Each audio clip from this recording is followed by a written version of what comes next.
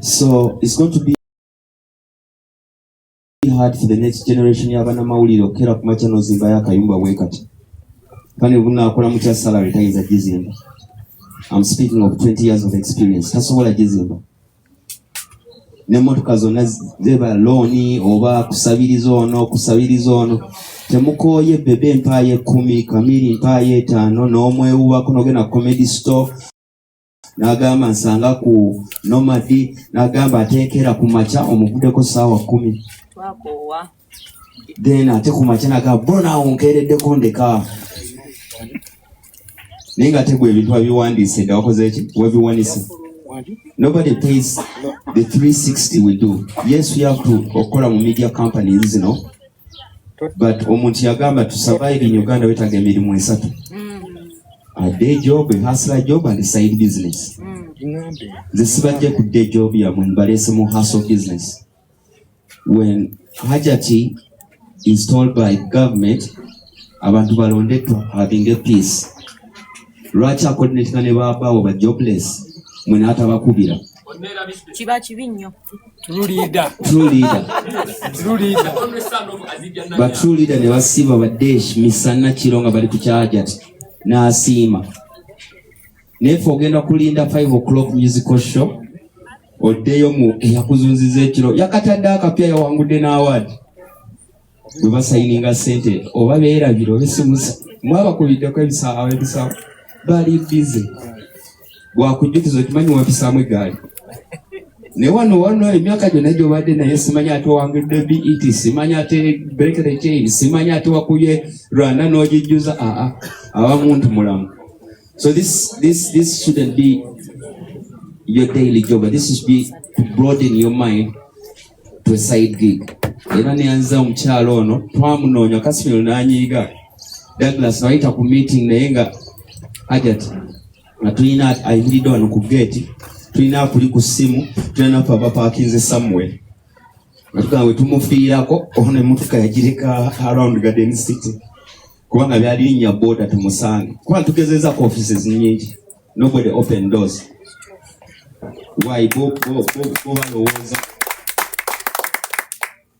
either we are not united or tetugattako ku bibiri according to offices zetwagendamu. So at the back of your head, this should be the reason why we're here. N'okwebaza Hajat Namyalo. Ramit.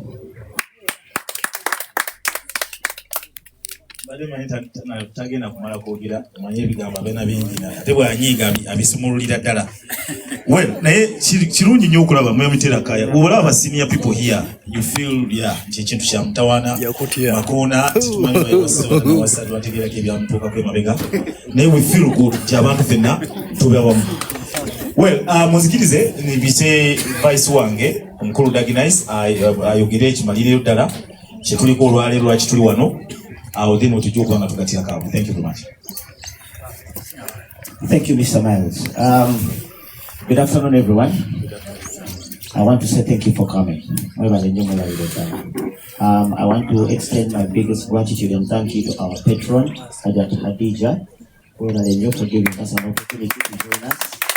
But most importantly, thank you for giving us ear of who is what we have to say. Like Kat's already said, we have knocked on so many doors and people have not opened. Paka, wetuwatukira Hajat Hadija Namyalo natugamba mujemba ulirize what you have to say.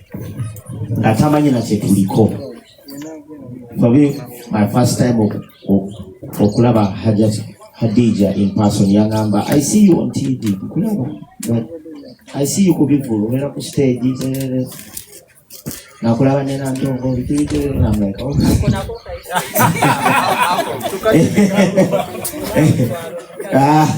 So I was like, yeah. So natwa appointment nagatuje atuwulirize. Ndala kutandikira ku backdrop ya chairman wange Mr. Miles Ramiti. Again, this is not a political gathering. Ito chikulu nnyo. This is not a political gathering. Eno gathering ya MSM. Mainstream media. What makes us different from other people that are not mainstream media? You are professional. You are bound by contract. But when you ku space joliko okwogera totebereza. You don't guess. You don't think. You verify. You make a call and verify. That is why you cover that space. People look at you as a force of information. People look at you as a force of truth. People look at you as a force of news. You are influencers. Mwogera ne mwogera n'abantu millions 3.5 in real time. Mwogera ne mwogera n'abantu 800 in real time. Abali mu banka, abali mu office, abali ewaka, abali mu masomero, ba student, bonna mwogera nabo in real time. But after you're done talking, I think you end there.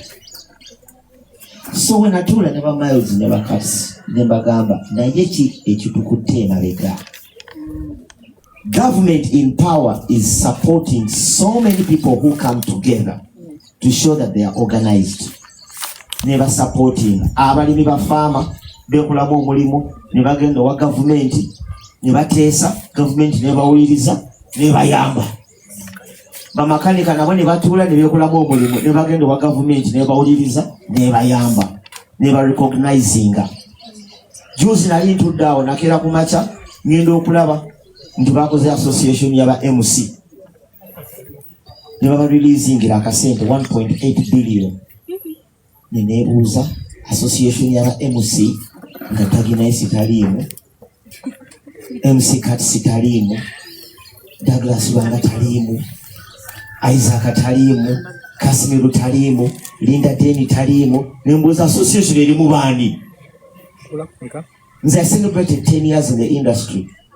I've been to over 230 stages. Ngoze cricket oval emirundi ebisuka mu 6. Mbadde ku Hotel African emirundi ebisuka mu 5. Mbadde ku Serene emirundi 10. Mbadde ku concert ya buli muyimbi amanyirwa international and local. Mu association salimu. Nebuuza association yayiseewa. Era nabo beatuula ne bekolamu omulimu ne bagenda ne bagamba government ne bawuliriza ne baorganize ne babawuliriza.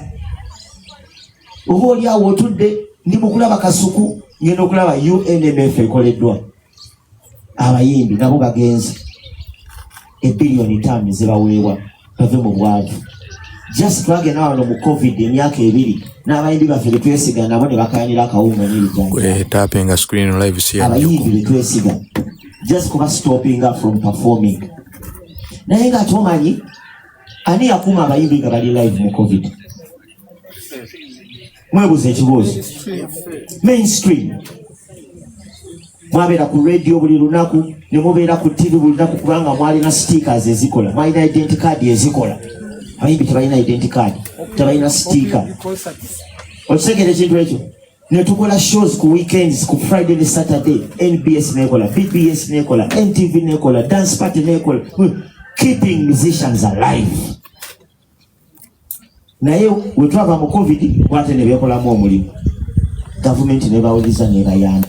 Mwaba bakuuma alive ne musigalawo nga mutudde. Ne musigaza ati kubagoberera nga Kats bwagambye owaye mpaayo. Naye nga abayimbi emyaka 2 egya COVID babeera ku simu yo owaye tuwerabira brand yange keep me alive.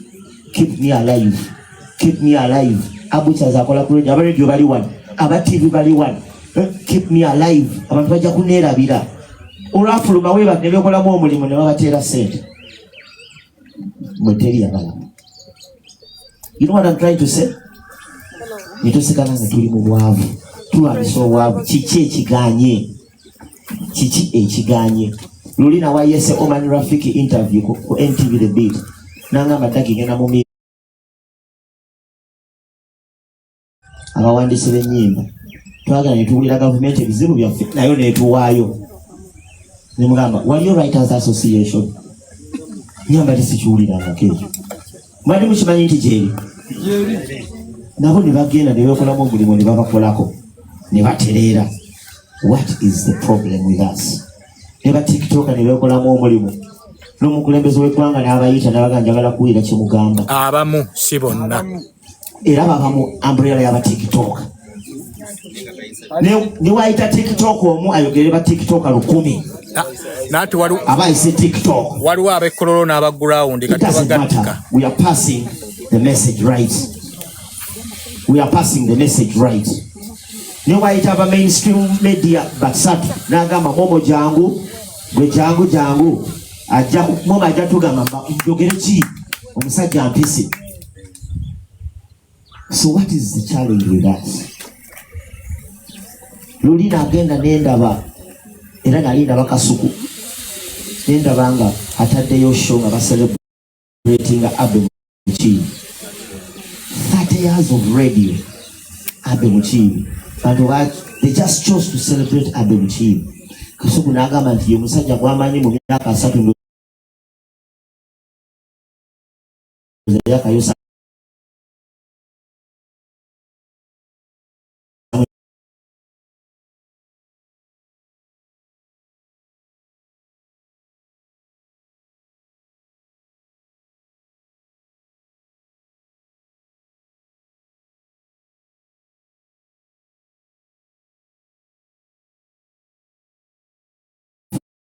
sometimes. Singo buza abantu n'obabuuza, do you know Alex Ndawe?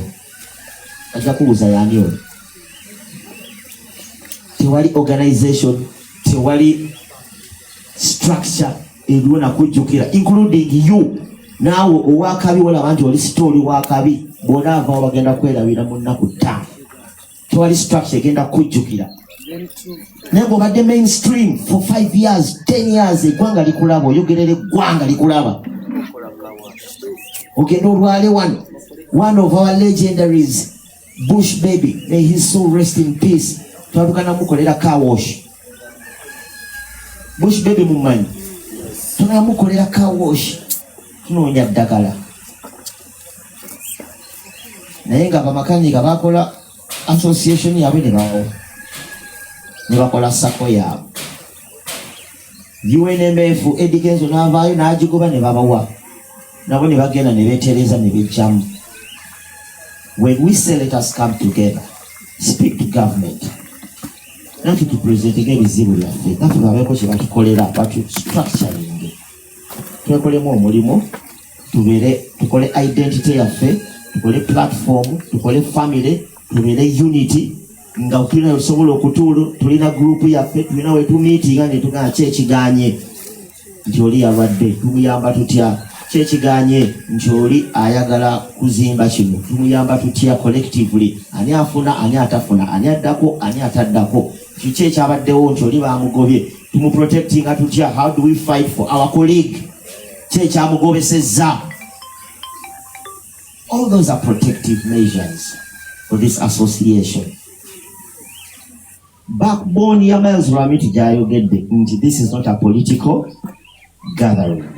Abantu bagenda kuddeyo bagambe era mwagenze kusabiriza, mwagenze muli kuki. Government in charge, ye government esobola okufandinga. Very true. Tubina gye tugenda kuziki. When we reach out to Hajat Adija Namyalo, tumugamba tubadde tusaba otuwulirize. She's a very busy woman, extremely busy. N'agamba mujje mbawulirize. Ndowooza tewaba musango. Wabeerawo musango. Tewaba musango. Ajja kola judgment ye nga amaze otuwuliriza. Alabe wasobola otu-exposinga oba wasobola otuyamba. Era waba tasobodde era nekijja kukola ki?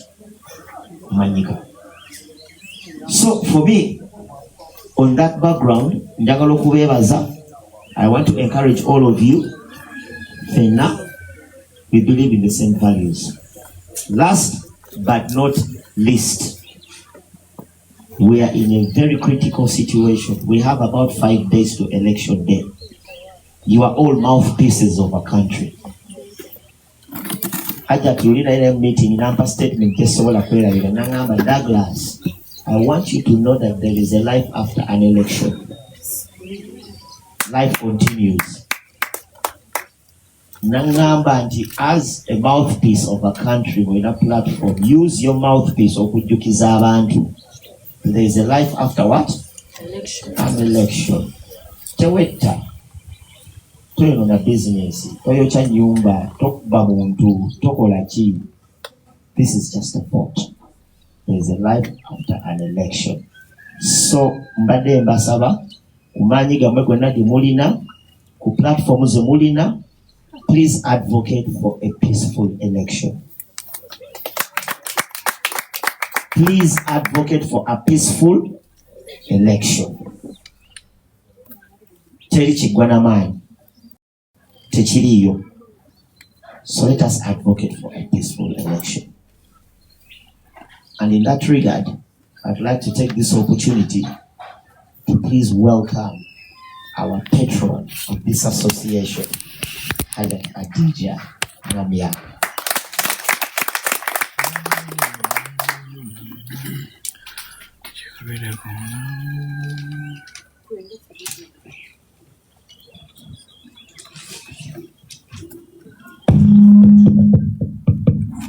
Assalamu alaikum wa rahmatullahi wa barakatuh.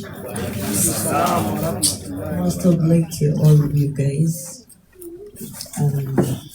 First of all, welcome you here at the office of the National Chairman of the Mighty Party General. It's real absurd to see that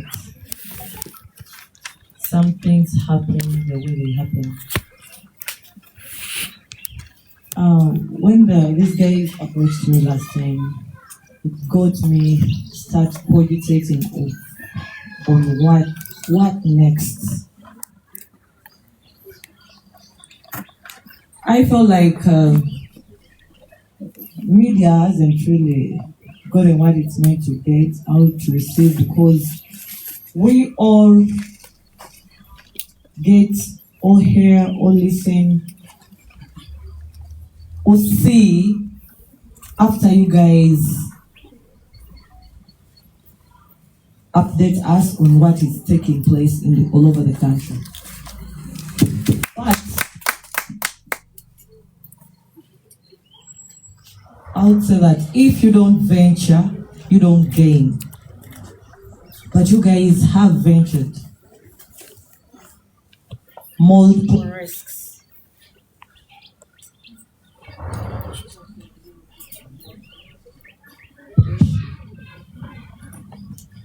You ventured. So I think that it's high time we all gain together. And gaining is not just paramount, but subject to an eye listener, figuring out what you guys go through in your real life. Because at the end of the day, we all have families, and these families won't say that you haven't captured the signals, but you've perfected the glance of the public. So what's next? Besides the elections, yes, we're having elections, and it's our mandate to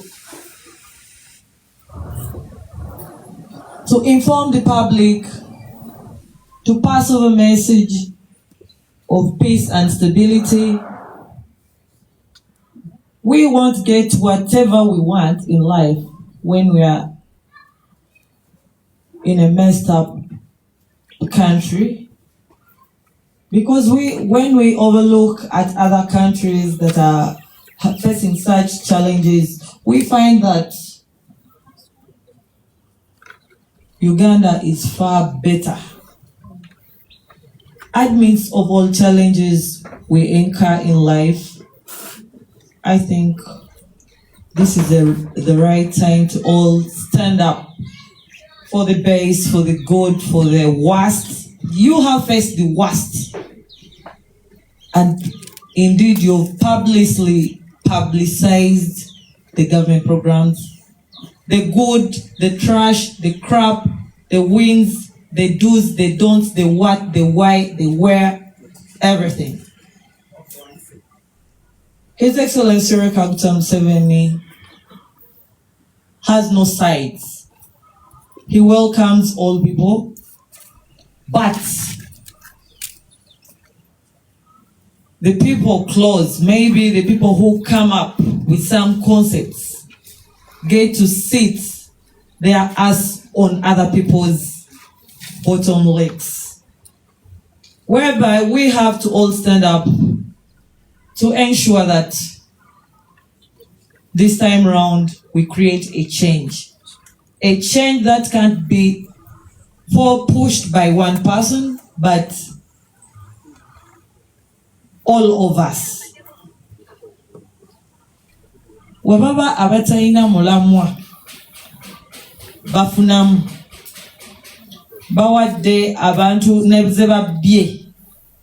What about you guys who sell up the concept and create awareness to us, the public? So I think it's high time, and it's going to be an obligation for me to really, if I get the opportunity to talk to the national chairman, I'll put an hand and make sure that I send my voice clear.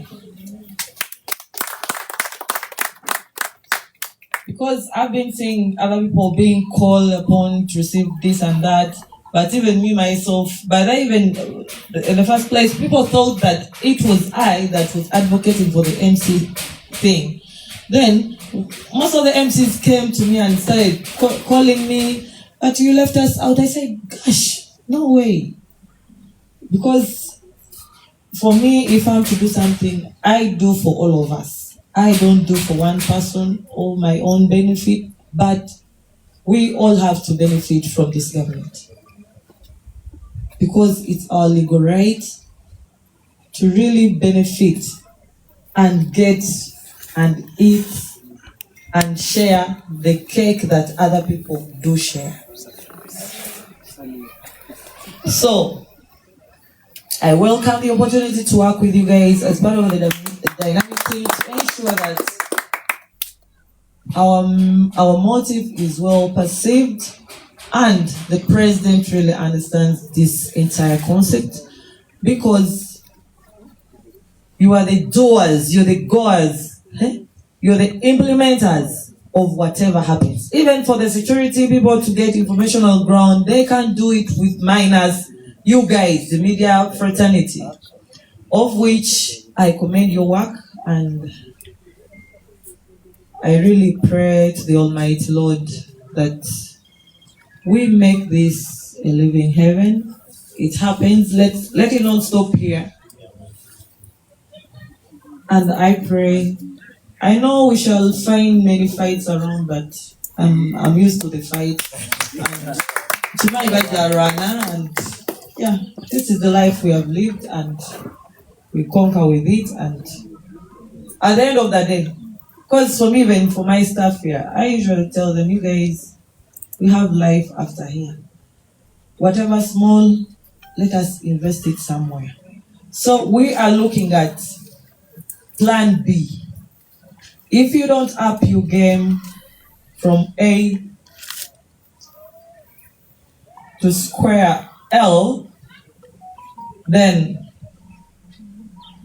there will be nothing ventured, really.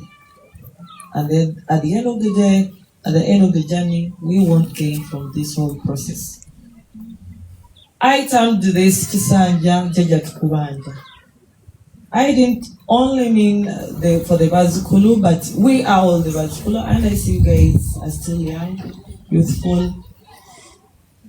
This is the start of a new journey, of which I pray to the Almighty Lord to put Barak in it, so that we accomplish this mission together, we avoid the negativities, and we opt for the positivities.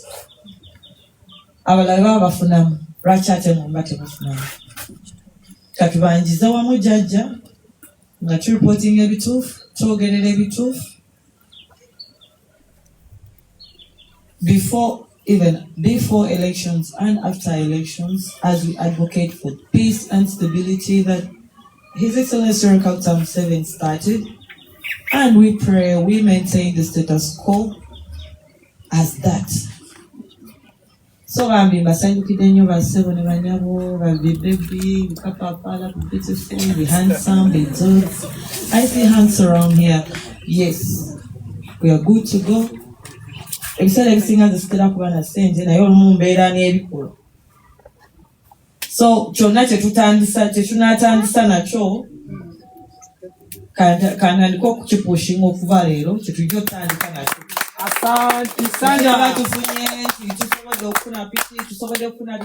We are looking at side business because you already have something you're doing, but it's not enough, or maybe it's not well perceived by whoever your bosses are.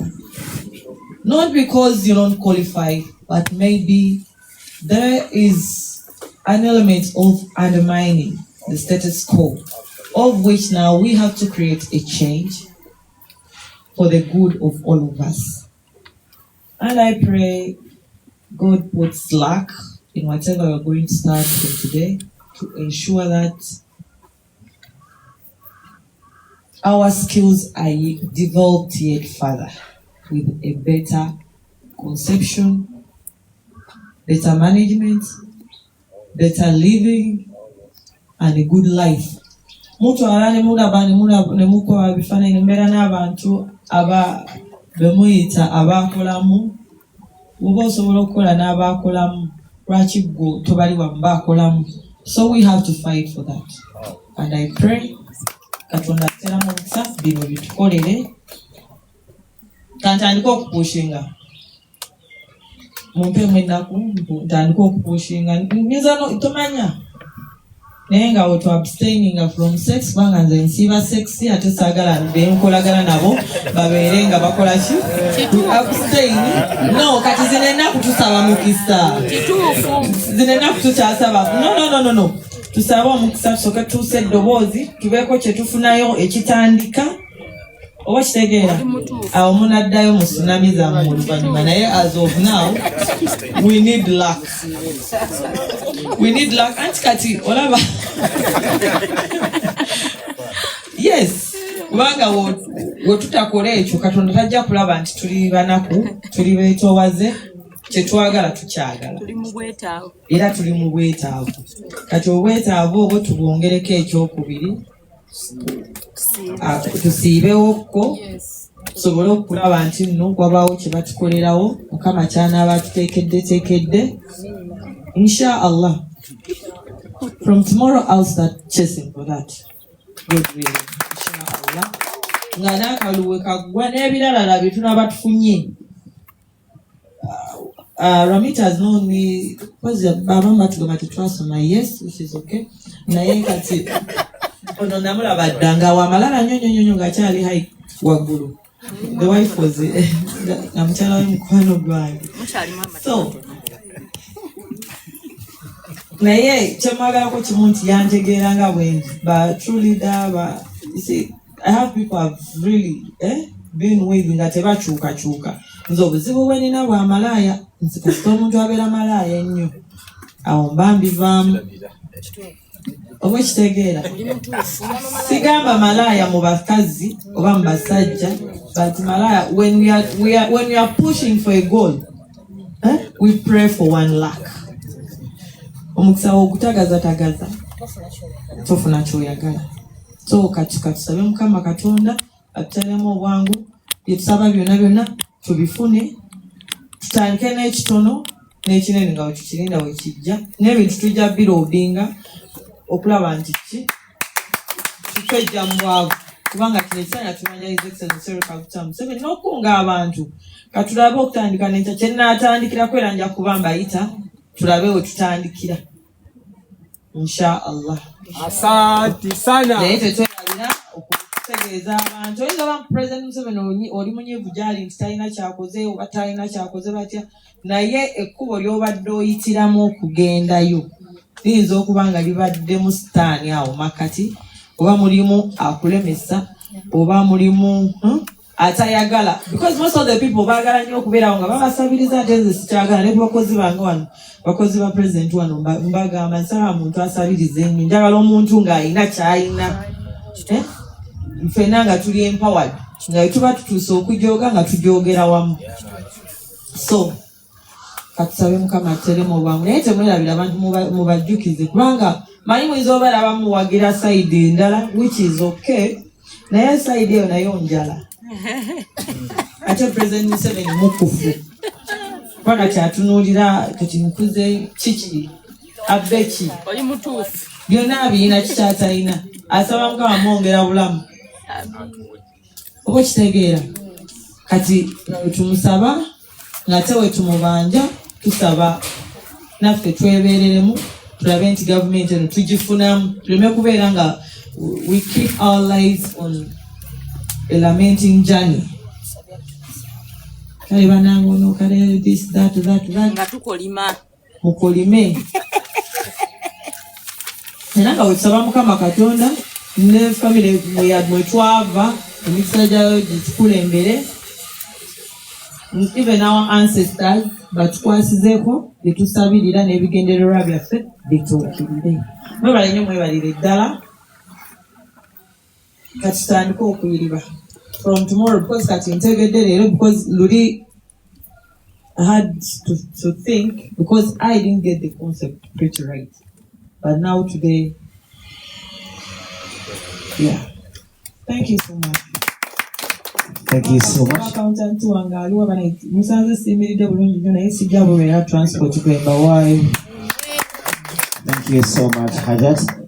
Just before we finish,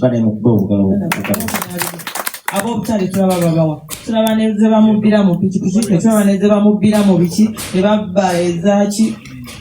Kati ate mu abantu abatambuza amawulire eggwanga kwe litambulira, lwaki ate mmwe temukola ki?